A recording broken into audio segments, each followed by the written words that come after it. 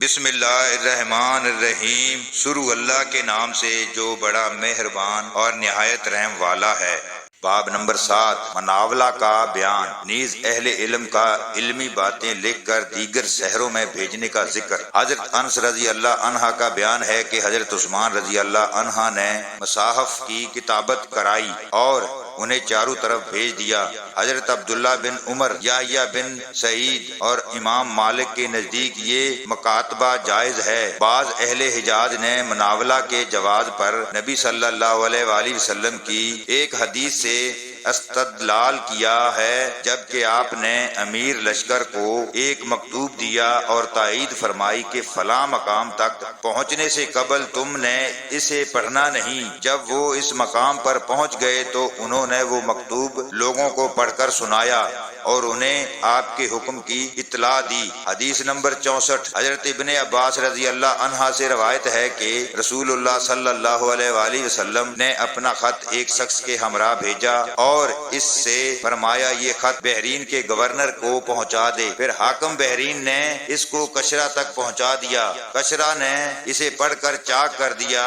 راوی ابن صحاب نے کہا میرا خیال ہے کہ ابن مسیب نے کہا اس واقعے کو سن کر رسول اللہ صلی اللہ علیہ وآلہ وسلم نے ان کے لیے بد دعا کی کہ وہ ہر طرح ریزہ ریزہ کر دیے جائیں۔ حدیث نمبر 65، حضرت انس بن مالک رضی اللہ عنہ سے روایت ہے، انہوں نے فرمایا نبی صلی اللہ علیہ وآلہ وسلم نے ایک خط لکھا یا لکھنے کا ارادہ فرمایا تو آپ نے کہا وہ لوگ بغیر مہر لگا خط نہیں پڑھتے۔ تب آپ نے چاندی کی ایک انگوٹھی بنوائی جس پر محمد رسول اللہ کے الفاظ کندہ تھے۔ حضرت انس رضی اللہ عنہ کا بیان ہے کہ اس کی خوبصورتی میری نظر میں کھب گئی، گویا میں اب بھی آپ کے ہاتھ میں اس کی سفیدی کو دیکھ رہا ہوں۔ صوبہ کہتے ہیں میں نے قتادہ سے پوچھا اس پر محمد رسول اللہ کے الفاظ کندہ تھے، یہ الفاظ کس کے بیان کردہ ہیں؟ انہوں نے کہا حضرت انس کے۔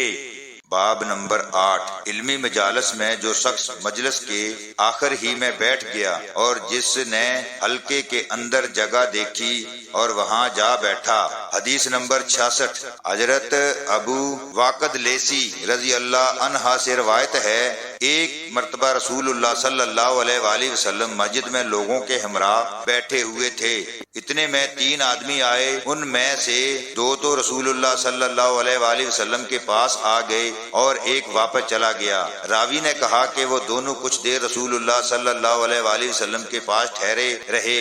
ان میں سے ایک نے حلقے میں گنجائش دیکھی تو بیٹھ گیا اور دوسرا سب سے پیچھے بیٹھ گیا، تیسرا تو واپس ہی جا چکا تھا۔ جب رسول اللہ صلی اللہ علیہ وآلہ وسلم واز سے فارغ ہوئے تو فرمایا کیا میں تمہیں ان تینوں آدمیوں کا حال نہ بتاؤں؟ ان میں سے ایک نے اللہ کی طرف پناہ لی تو اللہ نے بھی اسے اپنی جگہ دے دی، اور دوسرا سرمایا تو اللہ نے بھی اس سے شرم کی، اور تیسرے نے روگردانی کی تو اللہ تعالی نے بھی اس سے آراز فرمایا۔